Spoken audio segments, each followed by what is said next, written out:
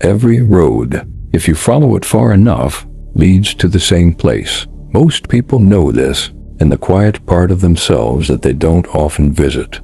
The part that surfaces at funerals, or at 3 in the morning, or in that particular moment of stillness between sleeping and waking, when the noise of living falls away and the older, more honest questions rise.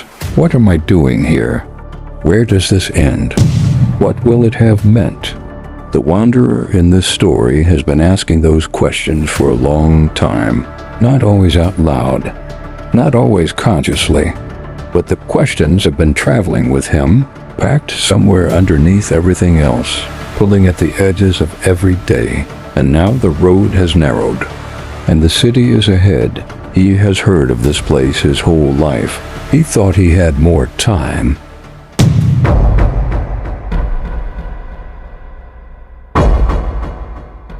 Before the gate, he decides to take inventory. He had not looked inside the pack in years. Some of its contents he had forgotten. Some he had deliberately chosen not to examine. The first things he finds are the good ones, and he is grateful for them. Genuinely, a coin. For the time he had stayed at a friend's side through a terrible year, asking nothing in return, he remembered that. The coin was real and heavy, and he held it for a moment. A folded letter, for the time he had told the truth when a lie would have served him better. A carved figure, for the years he had raised someone who was not his obligation and called them his own. A smooth stone for the 1,000 small kindnesses that no one had seen or recorded. He placed them in a row. They were real. They were his. He was proud of them, not arrogantly, but genuinely. They were the best of what he had been. And then he reached deeper, into the parts of the pack he had not opened in a long time, the knot of rope for the relationship he had slowly strangled over years of small cruelties that he had always told himself were justified. The other person had long since moved on. He had never admitted what he had done. The cracked mirror for the version of himself he had presented to the world versus the one he knew in private. He had become so practiced at the performance that sometimes he confused them, but not always. At night, he always knew the rusted key for the door he had never opened, the help he had never given, the conversation he had needed to have for 20 years and had always found a reason to postpone. The folded paper for the thing he never told anyone. The worst of it, the thing from the year he did not think about. He held it without opening it. He had always known, in that deep, quiet place, that the accounting would come. He had built a life around the hope that the first row would outweigh the second, that it would be enough to have done some good, alongside the rest of it. Now, looking at both rows together in the late light of this particular road, he was less certain. The gate opened without him touching it. He walked through the Hall of Records. He had heard it described.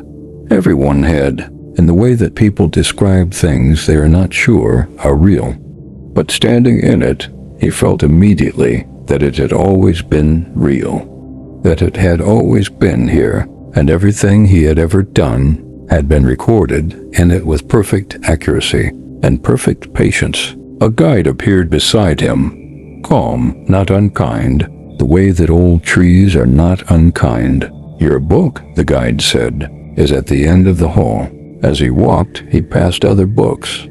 He did not open them, but the names on their spines were familiar. People he had known, people who had shaped him, people he had hurt. People who had hurt him. He noticed that the books of people he had admired were not thicker than others, and the books of people he had quietly dismissed were not thinner. Each book was exactly the size it needed to be. He sat down in a chair that had been waiting for him. It had always been waiting for him, and he opened the book. He read it all, not the curated version, not the story he told at dinner parties, or the one he told his children, or the one he told himself on good days. The actual version, the one with the gaps filled in, the motivations made plain, the moments where he had chosen and known in the moment of choosing what the right thing was and gone the other way. It was not comfortable reading, but it was, he realized, true reading. There was something clarifying about it, something he had not expected. He had spent decades maintaining the official version of himself, defending it, adjusting it, protecting it from examination. And there was an exhaustion to that maintenance that he had never properly named.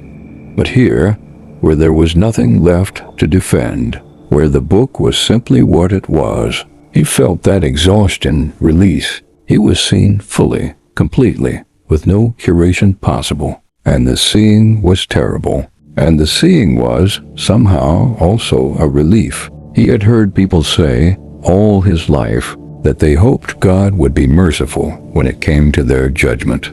He had said it himself, casually, the way people say things they haven't thought through, but standing now with the book in his hands, having read every page, he understood for the first time what it would actually take for mercy to reach him. The book was not neutral. The book required an answer.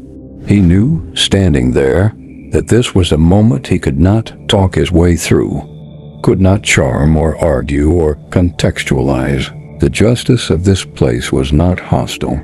That was the strangest thing. It did not feel like a trap. It did not feel like cruelty dressed in formal language. It felt like the only word for it was gravity, the inevitability of things falling toward truth. He thought about the first row of objects in his pack. The coin, the ledger, the carved figure. Real. He thought about the second row, the knot, the mirror, the key, the folded paper. Also real, and he understood in a way he had never fully understood before, because there had always been time to look away. That goodness in one area does not cancel wrongdoing in another. That the love he had given did not subtract from the hurt he had caused. That both were real, and both demanded acknowledgement, and the first row did not pay for the second row. He had nothing to offer, and then from beside him, not from behind the seat of judgment, from beside him, a figure. The wanderer had not seen them enter.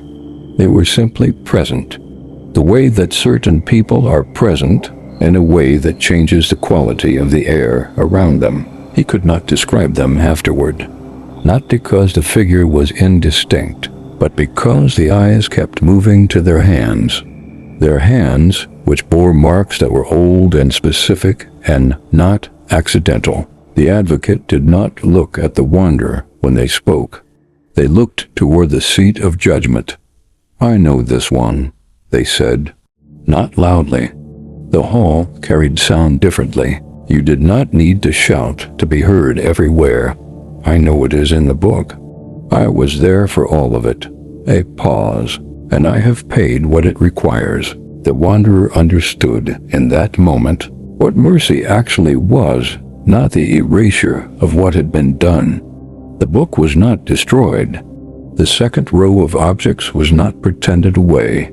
Every page remained, but over every page, over every entry, every recorded moment, every folded paper and rusted key, a mark had been placed. Not obscuring, covering, a word written in a different hand, claiming each debt as already paid.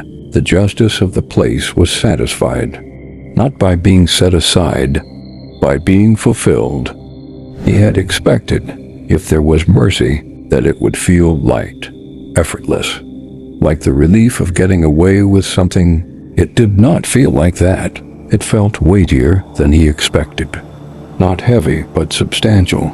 Real in the way that things are real when they have cost something. When someone chose them, he was free. But he was free because someone else had paid. And he found, stepping into the city, that this fact, far from making the freedom feel cheap, made it feel like the most serious thing he had ever received. Every one of us is the wanderer, still on the road, still carrying the pack. The gate is real. The hall is real. The book is being written, but so is the advocate. And the marks on his hands are real too. The story isn't finished for you yet. The road is still ahead. What you do with the remaining miles matters. If this allegory moved something in you, something you want to think about, or talk about, or take seriously for the first time, I'm glad. The comment section is open. This channel is a space for exactly this kind of conversation. Subscribe if you want more stories and more truth. More of both. Until next time, keep walking. But know who walks beside you.